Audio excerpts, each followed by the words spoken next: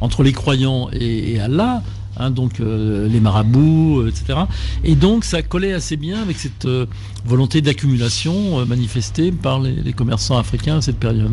Jean-Louis Hamzal, quel est le rôle de l'Arabie saoudite en tant qu'État et donc en tant qu'État qui peut financer dans ce développement du wahhabisme au Mali ? Alors bon, on a beaucoup insisté là-dessus et les critiques du wahhabisme ou du sunnisme au Mali insistent beaucoup sur le fait que justement si ce mouvement s'est développé au Mali, c'est uniquement parce que à cause des subsides fournis par l'Arabie saoudite. Moi je pense que c'est une vision un peu courte. Ça n'est pas le seul facteur et que ça s'inscrit dans tout un mouvement historique constant de réformisme. Donc c'est un mouvement constant de purification de l'islam qui a été mené par des wahhabites, mais bien avant eux, par d'autres mouvements. Voilà.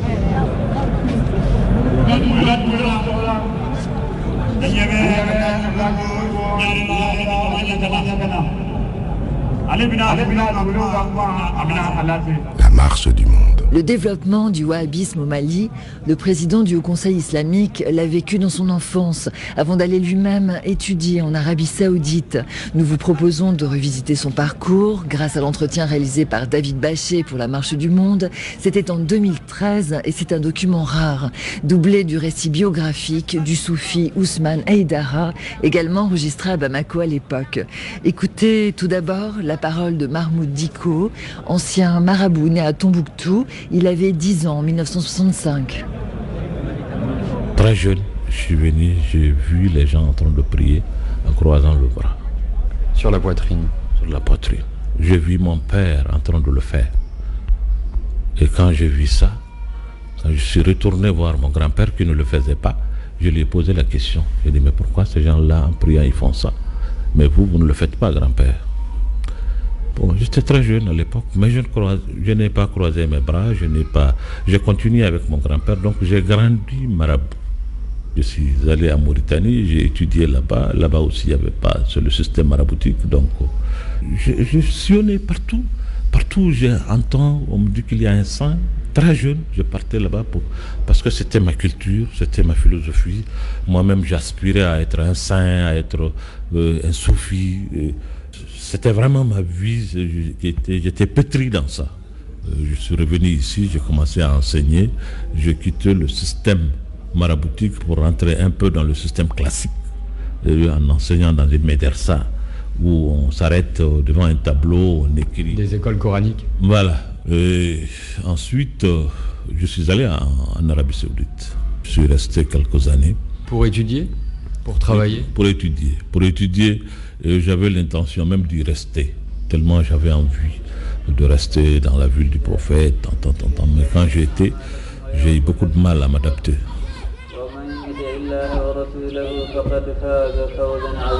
Quand je suis venu, je ne suis pas venu radicalement changer. Je suis wahhabite, mais j'arrive à cohabiter, à travailler, à côtoyer tous les grands cheikhs du Mali, toutes les tariqas, les confréries. Je n'ai aucun problème parce que moi-même je suis fruit. Quand je rentre dans ces milieux, c'est mon milieu naturel. Il n'y a pas de différence. C'est pour cela que j'arrive. Sinon, ce n'est pas facile, quelqu'un qui est pétri ou habite 100%, de pouvoir faire le travail que je fais. Donc, je suis revenu, mais je suis resté ce que je suis.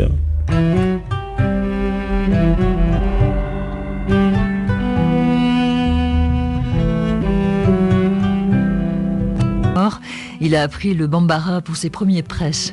Le bambara, c'est la langue parlée à Bamako et dans sa région, et sans doute la langue la mieux maîtrisée au Mali, qui compte 13 langues nationales. Et le plus célèbre des prêcheurs maliens, Chérif Ousmane Madani Haïdara, s'exprime justement en bambara, ce qui est tout simplement naturel pour lui. Bon, Nyafie, dîner tasraoudi. Ombolo ni mɔgɔ dana i ka cadre kɔnɔ diinɛ na alors i ka diinɛ anw ti basi a la lahara ala bɛ bɛɛ sara i ŋaniya n'i ka baara de la mais n'i ka diinɛ nana n'a kɛra sababu ye ka fitinɛ don jamana kɔnɔ hali bi o fitinɛ kelenw bi senna o diinɛ kelen sira fɛ vraiment anw b'a ye o tɛ jamana ka diinɛ o tɛ ala yɛrɛ ka diinɛ. C'est vrai, le wahhabisme existe chez nous et nous acceptons chacun avec son courant religieux. Et après la vie ici, à l'au-delà, pour nous musulmans, c'est Dieu qui jugera celui qui est sur la bonne voie. Mais quand dans ta pratique, tu considères que l'autre ne peut pas appliquer tel qu'il le conçoit et que votre religion conduit à détruire la société, nous, on ne considère pas cela comme une religion et cela ne peut pas non plus justifier une religion. Parce que toute religion exclut tout ce qui porte à la personne ou au bien-être humain sur la terre.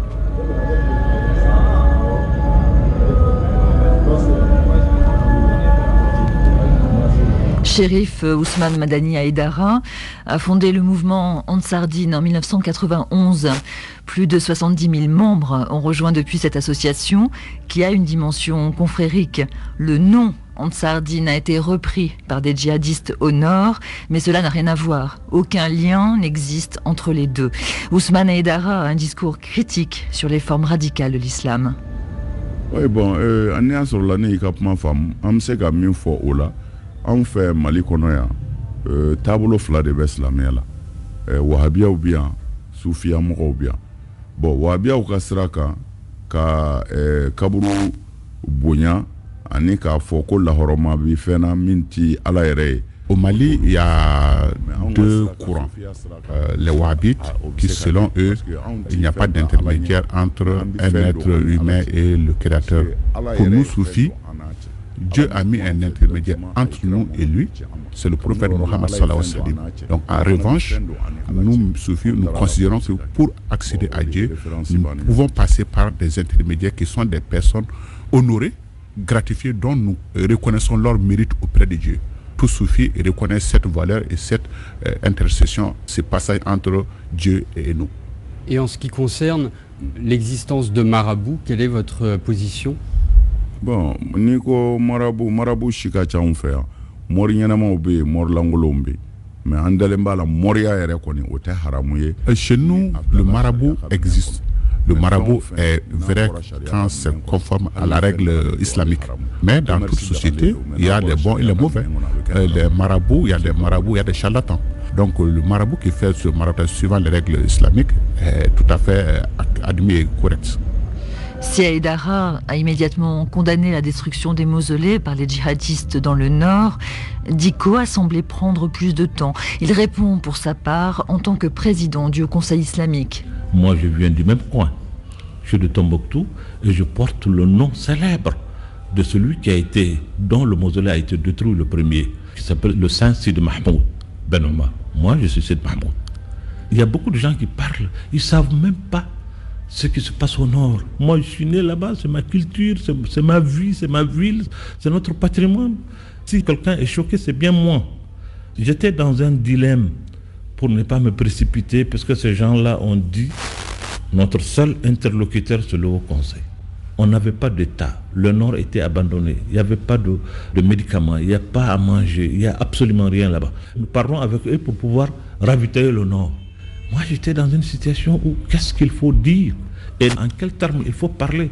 J'ai consulté beaucoup de gens avant de parler.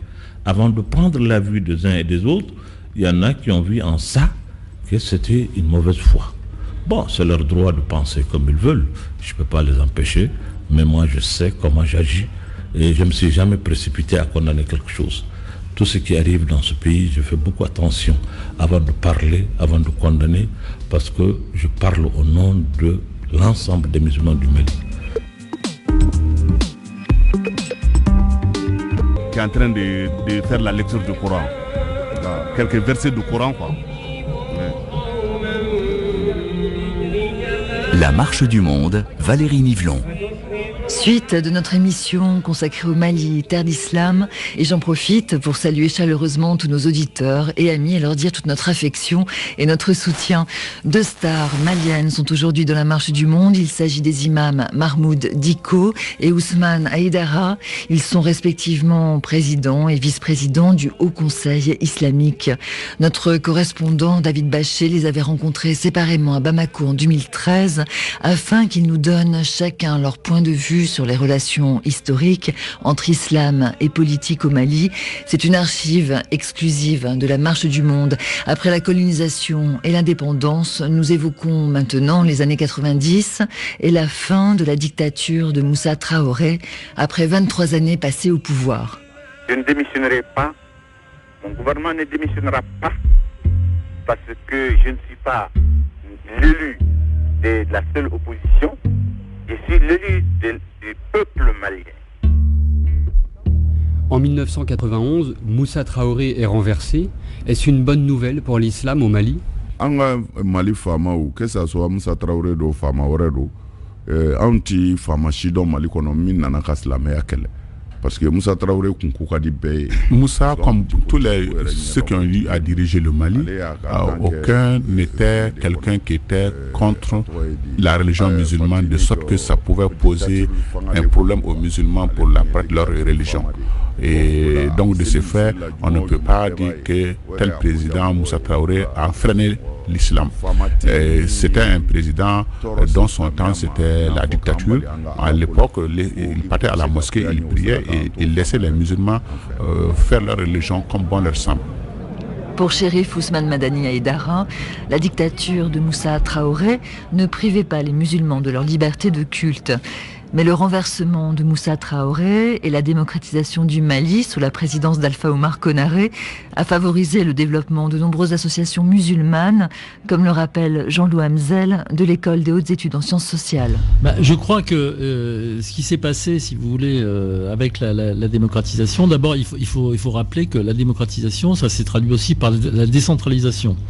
Et donc c'est une politique qui a donné beaucoup plus de pouvoir aux associations, aux pouvoirs locaux. Il y a une espèce de démultiplication du pouvoir et aussi de la corruption, parce que l'explosion de la corruption existait bien sûr sous le régime de Moussa Traoré, sous le régime militaire, mais elle était, disons, plus limitée à un clan, entre guillemets, de la famille du président, disons, sa femme, son beau-frère, etc., qui redistribuait à l'intérieur de certains canaux parentaux, clientélistes, etc. Mais avec la démocratisation et aussi la décentralisation, il y a eu une explosion de la corruption et une explosion aussi, comment dirais-je, de toutes les associations au Mali. Bon, est-ce que ça a été favorable à l'islamisation du Mali avec l'aide des pays arabes, des pays du Golfe, de l'Arabie Saoudite et du Qatar? Je suis pas sûr. Je crois que c'est un mouvement de fond. Il y a un mouvement de réislamisation de fond de la société malienne, alors qui peut certes profiter d'un financement étranger, celui de l'Arabie Saoudite, du Qatar, etc., qui joue certainement un rôle important. Mais je crois qu'il correspond aussi à une tendance de fond qu'on observe dans plusieurs pays, et qui fait que il y a un travail de l'islam au sein de sociétés ouest-africaines. Ça a pris une forme wahhabite et puis djihadiste au nord, wahhabite au sud, et puis il y a en Sardine version Haïdara parallèlement au wahhabisme, mais je crois que tout ça fait partie du même phénomène. Sur la question du développement des associations musulmanes, écoutez justement le fondateur de l'association Ansar Din, qui n'a rien à voir, je le rappelle, avec le terrorisme, Chérif Ousmane Madani Haïdara. Association créée, la multiplication des associations islamiques grâce à la démocratie n'était pas forcément liée à la promotion de la religion. Nous sommes dans un pays pauvre, il faut le connaître. Donc la plupart ont été créés à dessein pour avoir des ressources provenant des pays arabes. Parce que les premiers qui l'ont créé ont eu quelques subventions, quelques aides arabes. Donc du coup, ça a suscité l'engouement pour les associations islamiques. Mais si vous prenez ces associations, par centaines, il n'y a qu'une proportion vraiment très faible qui sont des vraies associations représentatives sur l'échiquier national. Et pour Mahmoud Dicko, comment expliquer justement ce développement des associations musulmanes au Mali? La question lui a été posée par notre correspondant David Baché. En tout cas, c'est une dynamique qui a permis à tout le monde de se développer. Et ça a coïncidé aussi à un retour massif de jeunes gens qui sont allés étudier dans de différents pays musulmans, arabes, notamment en Arabie Saoudite, au Soudan, en Iran, en Égypte. C'est des milliers qui sont retournés. Donc, ça a donné une situation de boom. Voilà. Est-ce que cette double dynamique, à la fois démocratique, politique d'un côté, et musulmane, religieuse de l'autre, est-ce qu'elle n'a pas fait de la mosquée, pour la première fois dans ces années 90, un lieu de débat politique? Oui, comme je l'ai dit, il y a un changement radical dans tout. Les mentalités ont changé, les hommes, les acteurs ont changé, les imams, ce n'est plus les mêmes imams, parce que vous avez de milliers de jeunes gens qui sont venus de ces différents pays avec des grands diplômes. Ils ont côtoyé aussi des endroits où les mosquées sont des lieux de débat. Forcément, ça a une influence sur ce qui va se passer au Mali. Et ça a eu cette influence, effectivement. Surtout que s'il y a un déficit dans ces différentes formations politiques qui ne donnent pas satisfaction dans ce qui se dit, ce qui se fait, le débat n'est pas tout à fait ce que la population souhaite. Bon, le débat peut se transférer dans les mosquées, dans les lieux de culte, dans le marché, dans n'importe où. Chérif Ousmane Madani Aïdara. Oui, oui, pourquoi pas, parce que en Islamé d'Aubin, politiquement, sera comme nous Oui, c'est vrai. À cette époque, certains de nos imams ont flirté avec la politique. Ils ont prêché la parole politique dans la mosquée et ont appelé les fidèles à voter pour telle personne, en prêchant pour des candidats. Et est-ce que vous pensez que ça a favorisé l'émergence d'une conscience politique parmi la population malienne? Politique parce que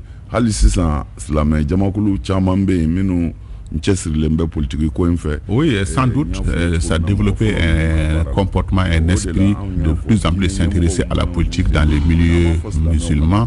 Mais nous avons toujours mis en garde les leaders musulmans par rapport à la politique. Au Mali, on ne peut pas interdire la politique aux musulmans parce qu'on est un pays à 95% musulmans, mais les leaders doivent rester en dehors du champ politique. Les leaders religieux. Les leaders religieux, je veux dire, doivent rester en dehors du champ politique pour un recours en cas de mésentente majeure dans la société. Ceci constitue les arbitres.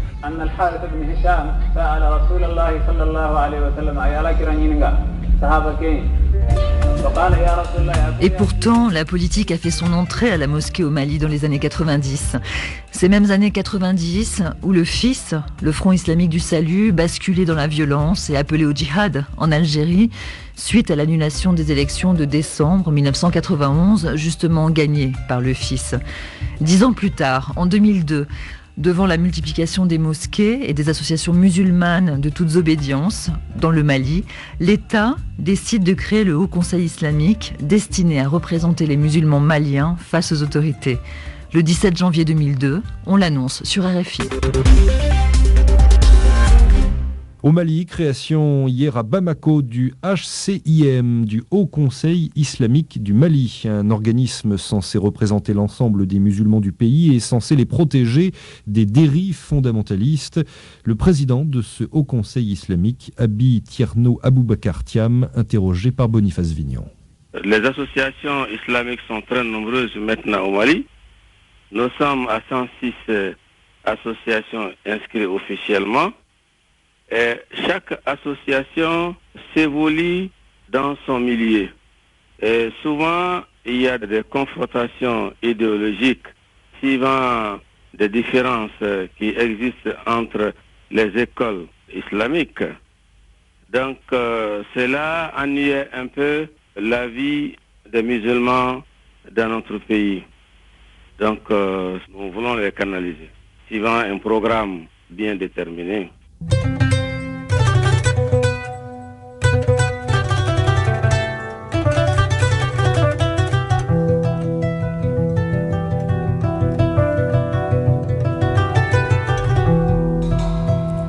An bɛ se ka min don an na an y'a mɛn ko faamaw de y'a sigi pour que Mali silamɛw bɛɛ bɛ se ka don da kelen fɛ ka bɔ da kelen fɛ. C'est vrai, le Haut Conseil en 2002 a été créé par le président Alpha Omar Konaré à la fin de son dernier mandat.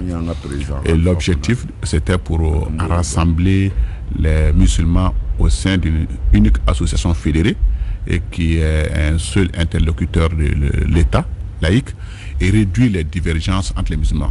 Donc, rassembler, unir les musulmans en une seule voie, en une seule conduite. C'est ça l'objectif du Haut Conseil. Et alors, objectif rempli, ou est-ce que les divergences entre les musulmans ne se sont pas rassemblées au sein de ce Haut Conseil? Bon, silamɛw ma fara ɲɔgɔn kan. Silamɛw ma fara ɲɔgɔn kan. Faama yɛrɛ y'a dabɔ min kama a taara k'u bolo dan. Olu yɛrɛ b'u yɛrɛ ɲini bi. L'objectif n'a pas été atteint parce que le rassemblement attendu n'a pas lieu. Et l'objectif visé par les gouvernants n'a pas été, à mon avis, atteint aussi, parce que ceux-ci se cherchent aujourd'hui avec l'islam dans notre pays. Donc, personne n'a eu son compte. Chérif Ousmane Madani Haïdara dans la Marche du Monde, fondateur de la puissante association Ansar Dine, qui n'a rien à voir avec l'association terroriste du même nom, on le répète systématiquement, et par ailleurs vice-président du Haut Conseil islamique. Il garde en effet une certaine liberté de ton par rapport au Haut Conseil, mais en ce qui concerne le code de la famille, il s'est finalement rallié à la majorité.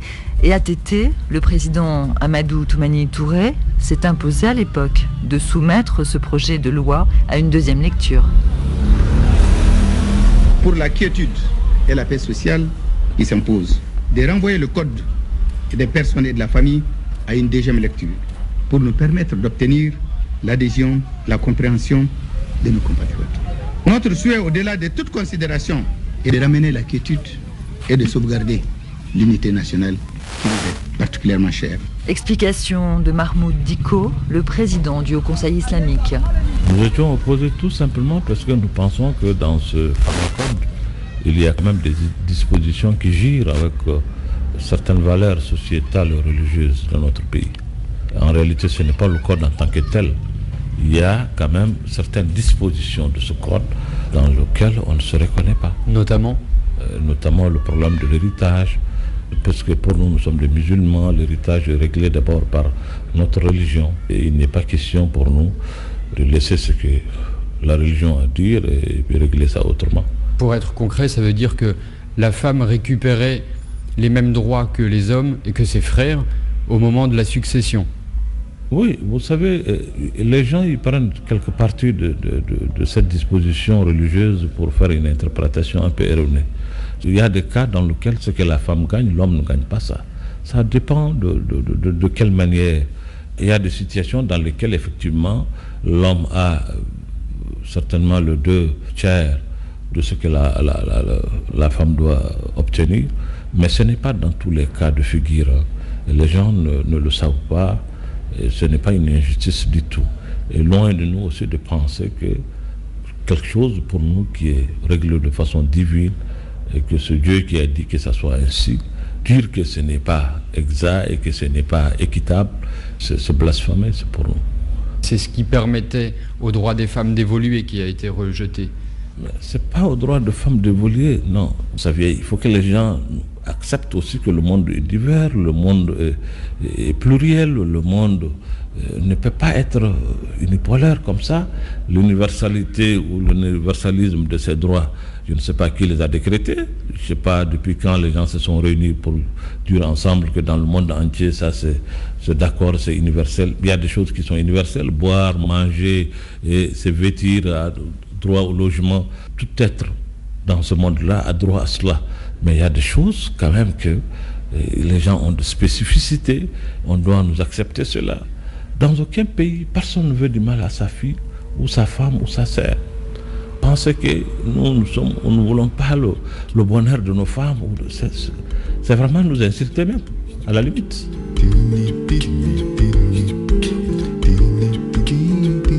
La marche du monde. Je rappelle effectivement que la Déclaration universelle des droits de l'homme s'applique à tous les humains. Alors pour Jean-Loup Hamzel, spécialiste du wahhabisme au Mali, la position du Conseil islamique est tout à fait cohérente. De toute façon, le Mali est un pays à 99% musulmans, et 99% peut-être de la population se définit comme musulmans, en tout cas n'osent pas se définir, même s'il y a des païens, s'il y a des fétichistes ou des animistes, les gens n'osent pas affirmer sur la place publique qu'ils le sont.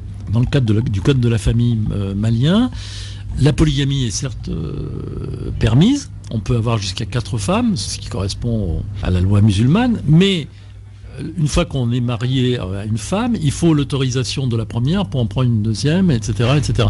Donc il y a quand même des limitations à la polygamie dans le code de la famille, et donc c'est pas un hasard si les wahhabites qui, malgré tout, ou les sunnites, veulent instaurer la charia, veulent précisément supprimer ce code de la famille qui a, malgré tout, une certaine composante, une certaine inflexion laïque.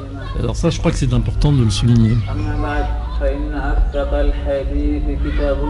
Au mois d'août 2012, le gouvernement malien a créé un ministère des Affaires religieuses et du culte et en a confié le portefeuille au docteur Yacouba Traoré, membre du Haut Conseil islamique.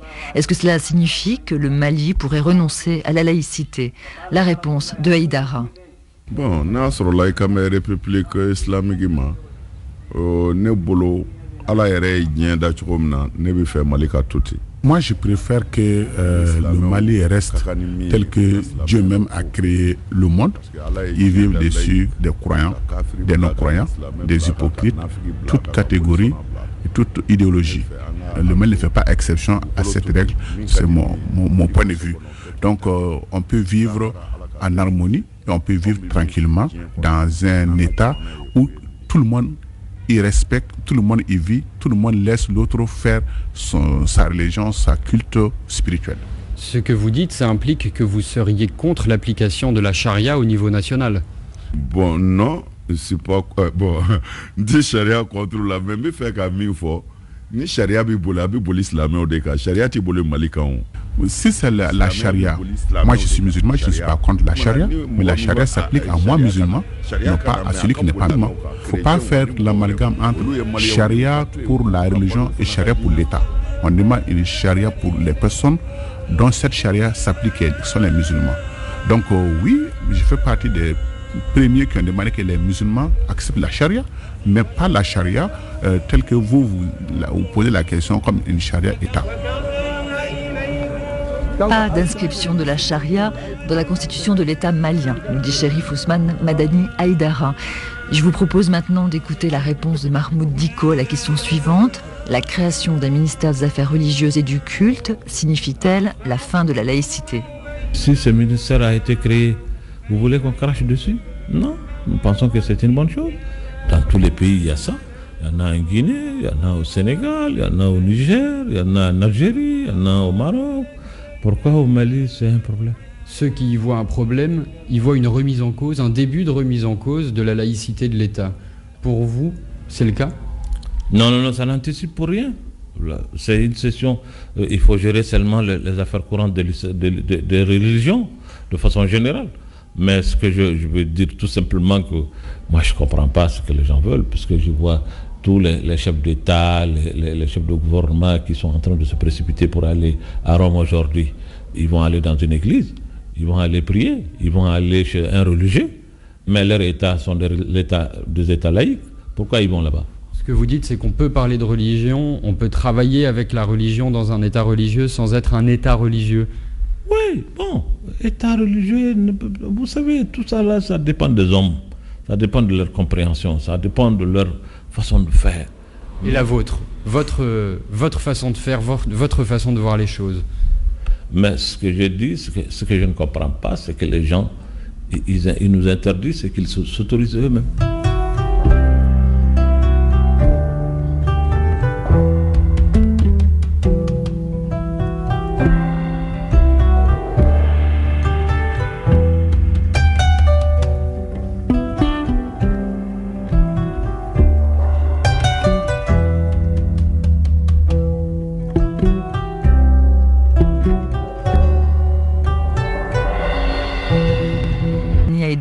Exprime son inquiétude quant à certains courants radicaux de l'islam présents dans le nord du Mali, mais aussi à Bamako. Vraiment,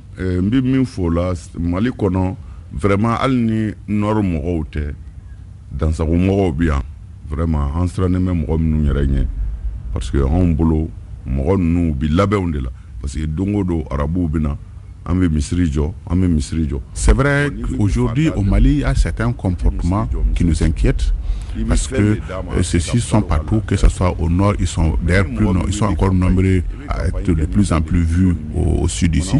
Et ces gens bénéficient de l'appui financier des pays arabes et qui soit pour construire des mosquées. Et nous sommes dans un pays pauvre. La meilleure manière d'aider un pauvre, c'est de lui apprendre un métier où il peut trouver à gagner son pain quotidien. Mais nous considérons ceci, c'est des campagnes pour amener un islam d'un autre comportement. Et ça, vraiment, ça nous inquiète. La construction de ces mosquées sont des campagnes pour un futur, une autre idéologie religieux en gestation, pour lesquels nous sommes vraiment inquiets. Ces pays qui financent ces mosquées, c'est le Qatar, c'est l'Arabie Saoudite, c'est d'autres? C'est les Arabes. Araboudo. C'est les Arabes. Avant de clore ce magazine, nous revenons sur la destruction des lieux de culte par les djihadistes au nord Mali. C'était en juillet 2012.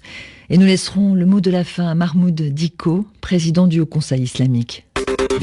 Djingareber, édifice mythique construit en banco en terre au XIVe siècle. C'est la mosquée du vendredi. 14 000 personnes s'y réunissent chaque fin de semaine et l'UNESCO l'a classé récemment patrimoine mondial en péril. C'est un lieu fondamental pour les musulmans, notamment pour les grandes familles soufis de la cité. Les islamistes ont pour le moment détruit 2 mausolées qui jouxtent la partie ouest de la grande mosquée. Vers 8 heures, il y avait une quarantaine de moudjahidines dans Sardine qui ont été cassés. Les grandes mosquées de Djingareber, il y avait un saint qui s'appelle Mohamed El Foulani. Ils ont fait tomber la maison dans laquelle il se trouve, quoi. Ils ont détruit tout ce qu'on a. Je suis mécontent, je n'ai pas de force pour me défendre. Tous les accès à la grande mosquée sont bloqués. Des 4x4 équipés d'armes lourdes sont stationnés au carrefour. Personne ne passe, personne n'est autorisé à regarder. Les islamistes ne veulent apparemment pas d'images. Ils ont pris de force les caméras de certains journalistes locaux. Et pour les anciens de Tombouctou, c'est le désespoir. Les islamistes sont venus armés jusqu'aux dents. Ils ont bloqué la route. Personne ne passe. Ils sont là-bas actuellement. Je suis vraiment touché. Il y a même des gens qui sont en train de pleurer. Des vieilles personnes.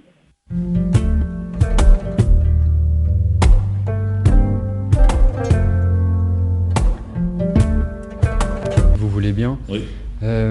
Malgré la signature en 92 du pacte national, on a souvent accusé Amadou Toumani Touré d'avoir abandonné le Nord. Vous, est-ce que vous pensez que ces dernières années, l'État a manqué de jouer son rôle dans le Nord? Est-ce que vous pensez que le Nord a été délaissé? Oui, ce n'est pas parce que je pense, mais c'est la vérité. Penser, ça, c'est quand vous doutez de quelque chose. Moi, je suis du Nord, je sais. Vous prenez le nord du Mali, vous prenez de la frontière algérienne jusqu'à Nyono, il n'y a pas 1 kilomètre de goudron. Il n'y a presque rien. C'est des vérités, c'est des choses qui sont réelles. Maintenant, c'est vrai que tout le Mali aujourd'hui souffre. Le Mali est un pays pauvre. Mais en réalité, il faut reconnaître que beaucoup de choses n'ont pas été faites par l'État et leur politique aussi après le pacte. Tous les projets, on a donné ça à des gens qui se sont remplis les poches, ils ont fait ce qu'ils veulent avec la complicité et la passivité de l'État malien. Donc c'est l'État qui est responsable. Et qui est responsable aussi de la situation à laquelle nous sommes parvenus aujourd'hui? Mais ils sont responsables. Ces islamistes, Akmi et autres, là, ils étaient dans le nord du Mali. Qui leur a donné l'autorisation de rester là-bas? Ce n'est pas nous, c'est l'État. Ceux qui devraient interpeller l'État pour leur demander des comptes sur ça, c'est les élus. Est-ce qu'ils l'ont fait? Pendant 10 ans, on est là, tout le monde est là. Ces gens-là sont restés ici depuis qu'ils étaient dans des grottes, jusqu'à ceux qui sont revenus dans des villes pour se marier, pour s'établir. Tout le monde les connaissait. Ils prenaient des otages, ils viennent les monnayer ici. Aussi, au vu de tout le monde. Personne n'a dit mot. Mais s'il y a un problème aujourd'hui, mais c'est la faute de qui? C'est la faute de l'État, il ne faut pas dire autre chose. Mais ces islamistes, on leur a ouvert le boulevard. Si vous leur donnez la route pour leur dire de venir prendre un pays, qu'est-ce qu'ils vont faire? Ils vont le prendre. Une fois de plus, le Haut Conseil islamique condamne sans aucun équivoque la violence, du terrorisme, mais aussi la déficience de l'État malien. À l'heure où les Maliens revendiquent plus que jamais leur identité musulmane, la parole des imams semble porter plus loin et plus fort que celle des politiques.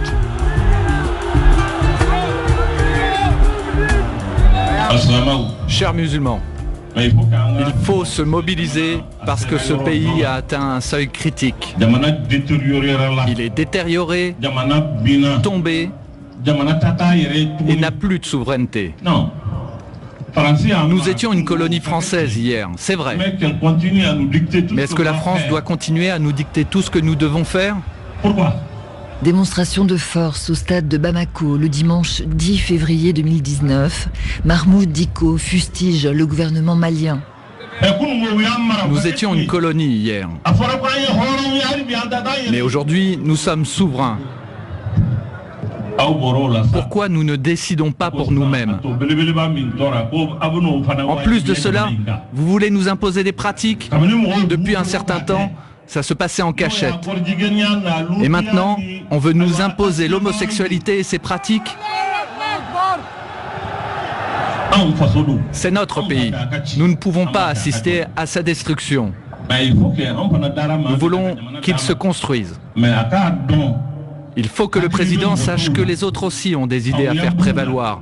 Ils ont une opinion. Ce serait comme à l'époque de l'impérialisme, où le peuple n'avait pas d'opinion. Là encore, nos dirigeants pensent que nous n'avons pas d'opinion. Les imams ont leurs opinions. Ce gouvernement ne construit pas le pays. Il faut que nous nous parlions. Si vous ne faites pas attention, la direction prise ne sera pas une bonne direction.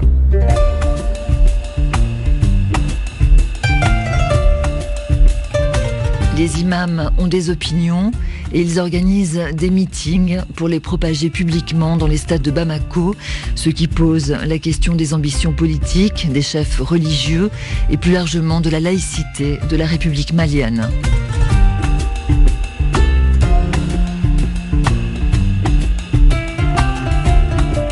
Mali, les imams sont-ils politiques ?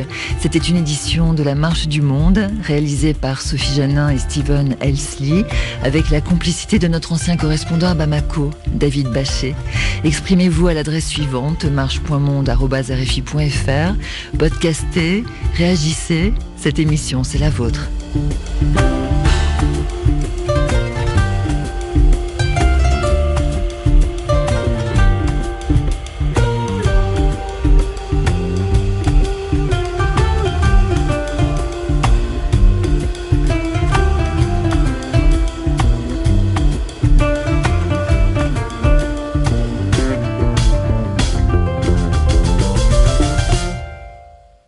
Musique du monde, Laurent Saloir. Giovanni Ceccarelli et Tiwayo se partagent la session live. Le pianiste italien viendra défendre son nouveau projet autour des chansons moins connues du légendaire compositeur brésilien de bossa nova Tom Jobim. Tiwayo, c'est l'homme à la guitare en bandoulière et c'est avec son âme de gitan qu'il a réalisé son rêve américain, faire un album à Memphis. 5